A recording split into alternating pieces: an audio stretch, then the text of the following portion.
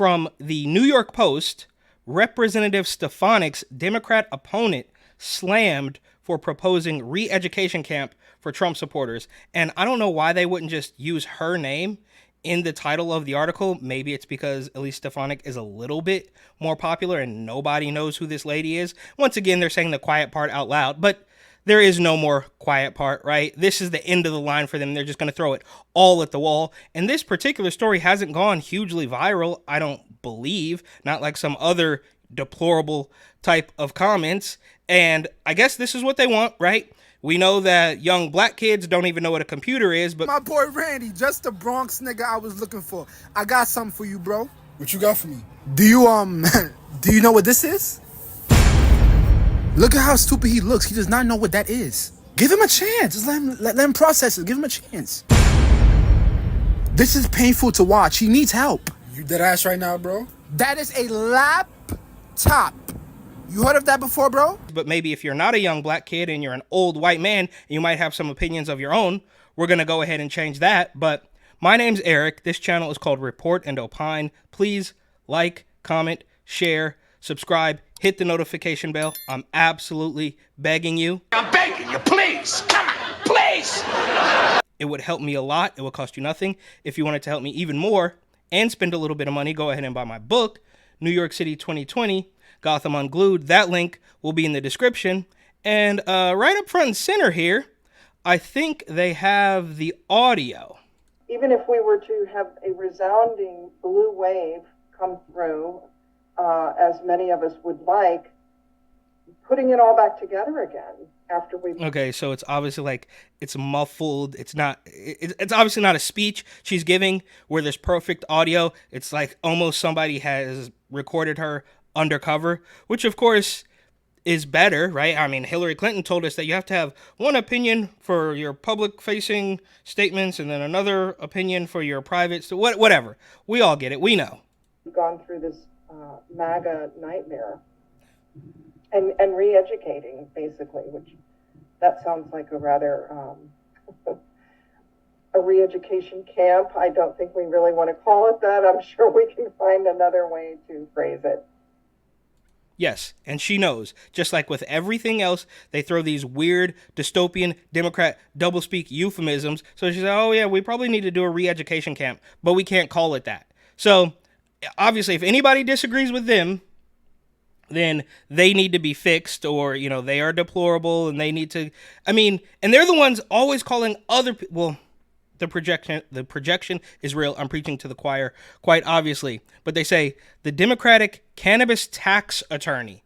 What? The cannabis tax attorney? Oh, yeah. So one of the people involved in legalizing cannabis and then making sure that everybody pays up and shutting down the businesses that opened up after you legalized it. None of it really makes sense. But Elise Stefanik in New York's 21st congressional district was slammed by the incumbent's camp for proposing to send supporters of former President Donald Trump to re-education camps as part of an effort to fix what she called a MAGA nightmare. Paula Collins. So there you go. So the title says Elise Stefanik's opponent. Then they say she's a cannabis tax attorney, which is just a weird no-show money laundering job, right? And they don't do anything. And if they do something, it's going to be bad. There's also stories of how the legalization of cannabis in New York has destroyed farmers. That we saw that happen like 5 years ago in California, but I digress. So Paula Collins is her name. She is running unopposed in the June 25th Democratic primary. Made the shocking suggestion during a virtual town hall event on Wednesday and argued that there is a need for such camps, even if Democrats see a resounding blue wave. So no matter what happens, even if everybody's already brainwashed and going to vote Democrat because we told them to, we still need to do this because it will never be enough. And I'm going to correct myself in saying that I thought that was just kind of like a hidden recording or hidden camera recording, but she was at a virtual town hall and told that to people. Collins, 60, argued that knowing your civics, knowing how the government is set up, will be crucially important in moving forward before suggesting the need for the re-education during a Zoom event. And yeah, that's obviously untrue. They don't want anybody to know anything. That's why they love censorship and they love calling you all the worst names in the book if you just don't, if you choose to disagree with even one of their talking points. Ask Don Lemon about that. You could parrot 99 out of 100, but if you don't get that last one, they're going to throw you under the bus. Even if we have a resounding blue wave come through, as many of us would like, putting it all back together again after we've gone through this this MAGA nightmare and re-educating basically, which that sounds like okay, she's stumbling. They're quoting the audio, but I don't know, was she talking about a MAGA nightmare from 2017 to 2020, right? It's been almost 4 years since then, and I can promise you it's not a MAGA nightmare. It might be a build back better nightmare. I don't think we really want to call it that, she told voters. I'm sure we can find another way to phrase it, because I know, and I've been privy, I'm part of the Democratic Party, the cannabis lawyer or whatever, some weirdo, that, you know, we're going to come up with a better euphemism for that, because people are going to push back if I start saying that we need to re-educate the Trump supporters, even in New York.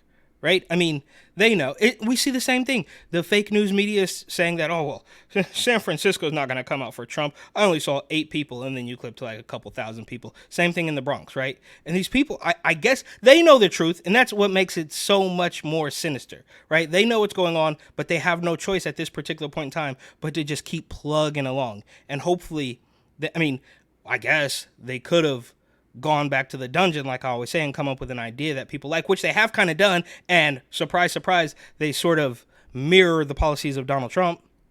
The remark was reminiscent of failed 2016 presidential candidate Hillary Clinton's argument that cult members who support Trump need to undergo formal deprogramming.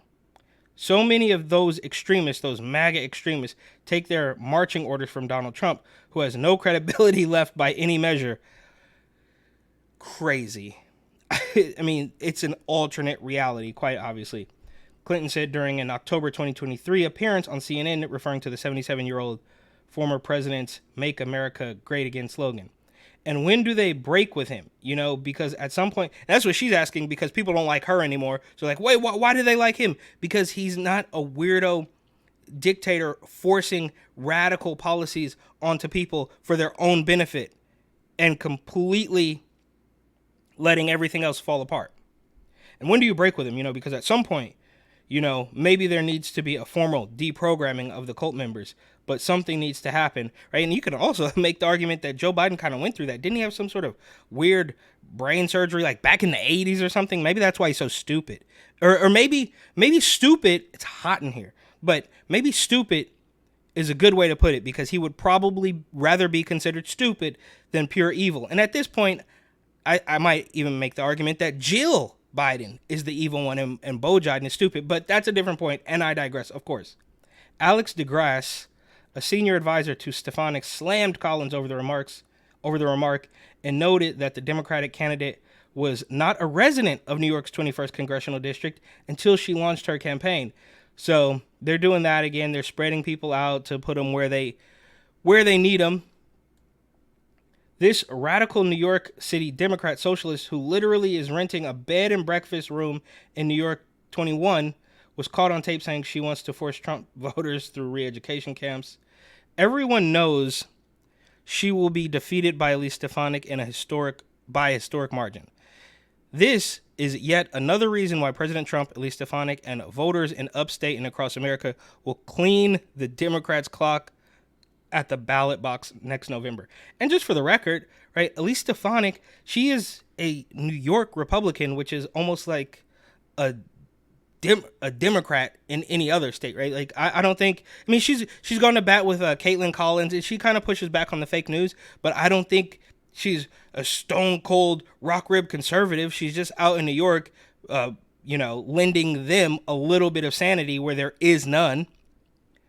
Collins did not respond to the post. Oh, that's also funny because Elise Stefanik went head to head with Caitlin Collins from CNN. I'm just curious what it says to you about the U.S. that the Supreme Court is even hearing an argument like this about a former president and whether or not he violated the insurrectionist clause. Well, it shows that the left and the Democrat Party and Joe Biden's campaign, they know they're going to lose at the ballot box. But this lady is also named Collins, whatever.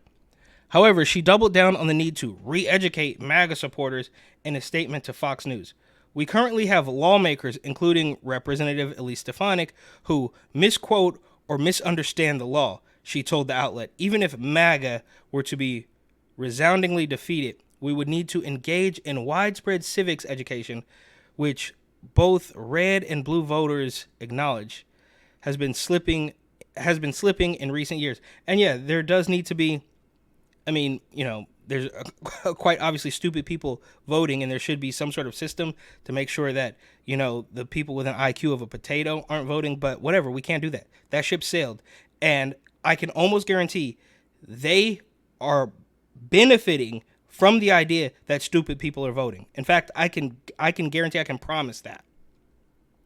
The goal would be such that regular citizens could understand the process by which the state courts process matters, compared to the federal court system and so forth, Collins explained, arguing there's a typo here, that Stefanik's outcry over the guilty verdict in Trump's Manhattan hush money trial bespeaks a lack of basic civics education as well as a basic respect for the state Supreme Court in her home state of New York. Okay, whatever, bro. So here we are again, and this lady is trying to basically prove to you that it is not the quiet part. They're not saying the quiet part out loud anymore. They're quite literally letting you know that, okay, we know, and Eric Adams too, like, oh yeah, I know what her heart is. Now, I'm getting ahead of myself, but Kickback Kathy Hochul says, oh, the black kids are too stupid. They don't even know what a computer is. But of course, if you're not a black kid, and maybe you do know what a computer is, and maybe you have a thought of your own, and maybe it doesn't align with hers, then she is going to send you into a camp where you're going to be student of Hillary Clinton for the rest of eternity.